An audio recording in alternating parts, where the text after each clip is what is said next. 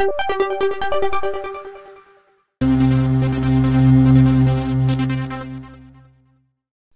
बच्चों, कैसे हो? उम्मीद करती हूँ कि आप बहुत अच्छे होंगे और आपकी पढ़ाई भी बहुत अच्छे से हो रही होगी। तो आज यहाँ पर हम कक्षा चौथी की विषय हिंदी अभ्यास पुस्तिका के अंतर्गत सप्ताह 15 दिवस 1 से लेकर 6 तक के प्रश्नों को हल करने वाले हैं, जिसके अंतर्गत हम 5 और 6 दिवस को हल करेंगे और अपनी वर्कबुक के प्रश्नों को करेंगे कंप्लीट।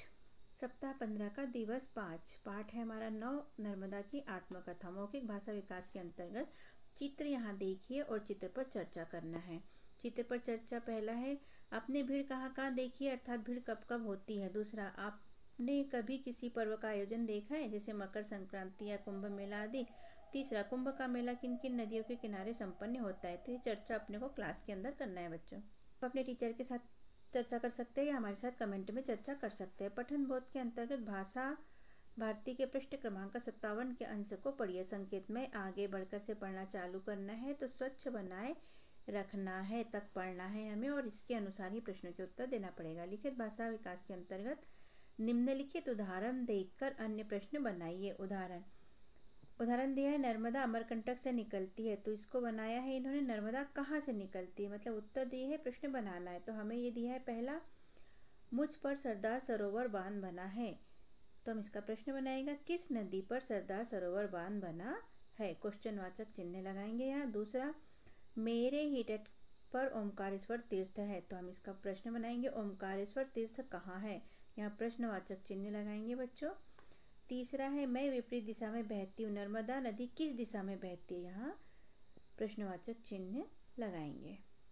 लिखित प्रश्न के अंतर्गत प्रश्न पहला, मध्य प्रदेश की किस प्रसिद्ध नदी की परिक्रमा की जाती है। उत्तर, मध्य प्रदेश की नर्मदा नदी की परिक्रमा की जाती है। प्रश्न 2, भेड़ाघाट मनमोहक जलप्रपात है में मनमोहक से क्या आशय है। तो उत्तर, जो मन को बहुत अच्छा लगे उसे मनमोहक कहते हैं। शब्द वाक्य पठन लेखन गतिविधियों के अंतर्गत सही जोड़ी बनाइए। पहला, वह स्थान जहाँ 2 या कई नदियाँ मिलती है, जो पूजा करने योग्य हो, तीर्थों की यात्रा करने वाला, सुख देने वाली। इधर दी है, तीर्थयात्री, सुखदायिनी, संगम और पूजनीय। तो हम सही जोड़ी बनाएंगे बच्चों। वह स्थान जहाँ 2 या कई नदियाँ मिलती है उसे संगम कहते हैं, तो संगम से मिला दिया। जो पूजा करने योग्य हो उसे पूजनीय कहते हैं, तो पूजनीय से मिला दिया। तीर्थों की यात्रा करने वाला तीर्थयात्री कहलाता है, तो उससे मैच कर दिया। सुख देने वाली सुखदायिनी, इससे मैच कर दिया इसको। अपनी पाठ्यपुस्तक के पृष्ठ क्रमांक 60 के भाषा अध्ययन के 1 व 2 को अपनी कॉपी में पूर्ण करिए। तो ये आप अपनी कॉपी में लिख लीजिएगा बच्चों। धारा प्रवाह पठन के अंतर्गत पढ़िए, इसे आप पढ़िए बच्चों और इसी के अनुसार प्रश्न के उत्तर हमें यहाँ पर देना है। मौखिक प्रश्न। प्रश्न 1, घूमने से क्या क्या लाभ होते हैं। तो घूमने से स्वास्थ्य ठीक होता है, मानसिक शारीरिक विकास होता है। लिख लीजिए। प्रश्न 2, घूमने का उचित समय कौन सा होता है। तो सुबह का समय घूमने का उचित समय होता है। ये आपके शिक्षक आपसे पूछेंगे और आपको मौखिक बोलकर बताना है। लिखित प्रश्न के अंतर्गत प्रश्न नंबर पहला, सत्यवादी से क्या आशय है। उत्तर, सत्यवादी से आशय है ऐसा व्यक्ति जो हमेशा सच बोलता हो एवं दिए हुए वचन पर दृढ़ रहता हो, उसे सत्यवादी कहते हैं। प्रश्न दूसरा, हरिश्चंद्र कौन थे, वे क्यों प्रसिद्ध थे। तो इसका उत्तर है, हरिश्चंद्र एक राजा थे जो हमेशा सत्य यानी सच बोलते थे, कभी भी उन्होंने झूठ नहीं बोला। ये एक महान दानी भी थे, उन्होंने जो कह दिया वो पूरा करते थे। स्वतंत्र अभ्यास के अंतर्गत प्रश्न पहला, अपने पुस्तकालय से किसी कविता की पुस्तक से कविता पढ़िए और उसका अर्थ साथियों शिक्षक से चर्चा कर लिखिए। तो उत्तर, कविता हमने पढ़ी है, जो अंधेरा में उजाला लाए, बूझे मन में विश्वास जगाए, जो आस का सागर हो, विश्वास का सागर हो। और इसका अर्थ है, पढ़ाई एक ऐसा सागर है जो हमेशा जीवन के अंधेरे में उजाला लाती है, वह कभी न खत्म होने वाली सागर के जैसी है। श्रुति लेख के अंतर्गत प्रश्न 1, शिक्षक द्वारा बोले गए शब्दों वाक्यों को लिखिए। तो उत्तर, शब्द हमने बोले हैं, राजकोट, सत्य प्रिय, लाभकारी, हरिश्चंद्र, प्रयास, महर्षि, शिक्षा, दीक्षा, आचार संहिता। इन्हें लिखकर देखिए बच्चों, जो गलत होगा उसे लिखने की प्रैक्टिस कीजिए, जिससे कि आप एग्जाम में आपसे गलती ना हो और आप अच्छे नंबर से पास हो पाए। वाक्य हमने बोले हैं बच्चों, लिखने की प्रैक्टिस कीजिएगा। पहला है, शिक्षा कभी खत्म नहीं होती। दूसरा, हमें गुरु का सम्मान करना चाहिए। तीसरा, हमें सदैव सच बोलना चाहिए। और चौथा, हमें सत्यवादी आचरण के होने चाहिए। सप्ताह 15 का दिवस 6 मौखिक भाषा विकास के अंतर्गत मौखिक चर्चा के लिए प्रश्न। पहला, नदियों के किनारे बने हुए दर्शनीय स्थल के नाम बताओ। दूसरा, जलप्रपात किसे कहते हैं। तीसरा, नाव चलाने वाले को तैरना सीखना क्यों आवश्यक है। इन सब के उत्तर हम क्लासरूम में चर्चा करके करेंगे बच्चों। मौखिक पूछेंगे, आप मौखिक बताना।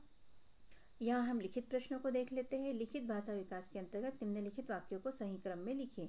उदाहरण यहाँ दिया है, राधा गाती गीत एक और है। तो इसको क्या करना है, यहाँ अलग अलग शब्द दिए हैं उल्टे सीधे क्रम में, इन्हें व्यवस्थित करके एक वाक्य बनाना है जिसका कोई मतलब निकले। तो ये जमा के बनाया है, राधा एक गीत गाती है। हमें शब्द दिए यहाँ पर, अमरकंटक से निकलती है नर्मदा, तो इसको हम बनाएंगे, नर्मदा अमरकंटक से निकलती है। दूसरे में दिया है, बहती मैं दिशा पश्चिम में हूँ, तो ये बन जाएगा, मैं पश्चिम दिशा में बहती हूँ। तीसरा है, प्राचीन काल था में कपिल मुनि आश्रम यहाँ, तो इसका बन जाएगा बच्चों, यहाँ प्राचीन काल में कपिल मुनि का आश्रम था। यहाँ प्राचीन काल में कपिल मुनि का आश्रम था, लिख लीजिएगा। मैं फिर एक बार बोल देती हूँ, यहाँ प्राचीन काल में कपिल मुनि का आश्रम था, इसे ऐसा लिखिएगा, है ना। प्रश्न पहला, नर्मदा नदी के किन्हीं दो जलप्रपातों के नाम लिखिए। उत्तर, नर्मदा नदी के जलप्रपात। पहला है कपिल धारा जलप्रपात और दूसरा है भेड़ाघाट जलप्रपात। प्रश्न 2, नर्मदा मैया दुखी कब हो जाती है। उत्तर, जब लोग नर्मदा नदी में कचरा कूड़ा डालते हैं, नदी के पानी को अन्य तरीकों से जैसे नहाकर, पशु को नहलाकर, गंदगी नाली गंदगी का पानी उसमें डालकर गंदा करते हैं, तब नर्मदा मैया दुखी हो जाती है। शब्द वाक्य पठन लेखन गतिविधियों के अंतर्गत प्रश्न पहला, निम्नलिखित शब्दों के बहुवचन लिखे। यहाँ एक वचन लिख कर दिए हैं, इन्हें बहुवचन में हमें बदल कर लिखना है। तो पहला है नदी, तो ये हो जाएगा नदियाँ। दूसरा झरना, तो झरने। तीसरा धारा, तो धाराएं। और चौथा तीर्थ स्थल, तो ये हो जाएगा तीर्थ स्थलों। धारा प्रवाह पठन के अंतर्गत यहाँ पढ़िए दिया है बच्चों, इसे ध्यानपूर्वक पढ़ना क्योंकि इसके अनुसार प्रश्नों के उत्तर देना है। यहाँ निर्देश दिया है, बच्चों द्वारा 1 मिनट में पढ़े गए शब्दों की संख्या बॉक्स में लिखिए। आप घड़ी मिलाकर शब्द पढ़िए और यहाँ पर लिखिए कि आपने कितने शब्द पढ़े। लिखित प्रश्न। प्रश्न नंबर पहला, पृथ्वी रसातल में चली जाती, वाक्य से आप क्या समझते हैं, लिखिए। उत्तर, पृथ्वी रसातल में चली जाती का अर्थ है कि पृथ्वी बहुत गहरी हो जाती है। ऊपर पाठ्यांश में दिया है। प्रश्न दूसरा, गंगा नदी के किनारे बसे हुए शहरों गांवों के नाम लिखिए। उत्तर, गंगा नदी के किनारे, यहाँ किनारे लिख लीजिए, काशी, बनारस, प्रयागराज, इलाहाबाद आदि शहर बसे हैं। स्वतंत्र अभ्यास के अंतर्गत स्वतंत्र पठन, यहाँ फिर पढ़िए बच्चों, स्वतंत्र पठन में पाठ्यांश इसके अनुसार नीचे प्रश्नों के उत्तर देना है।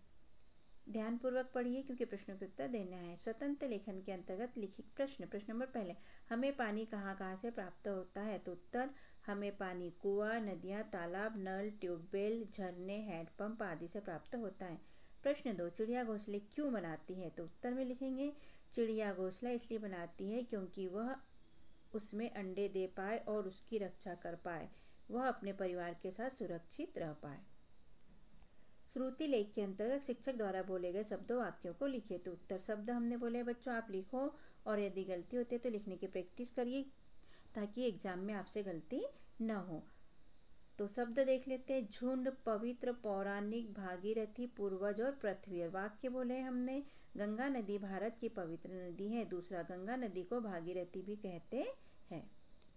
तो इस तरह यहाँ पर हमारे प्रश्नों के उत्तर हुए बच्चों, समझ के साथ लिखकर कंप्लीट। तो आपको कैसा लगा हमारा समझाना और लिखवाना। यदि अच्छा लगा हो तो हमारे चैनल को सब्सक्राइब कीजिए, वीडियो को लाइक कीजिए, शेयर कीजिए, कमेंट कीजिए, जिससे कि हमें मोटिवेशन मिलते रहे और हम और वीडियो अपलोड करते रहे।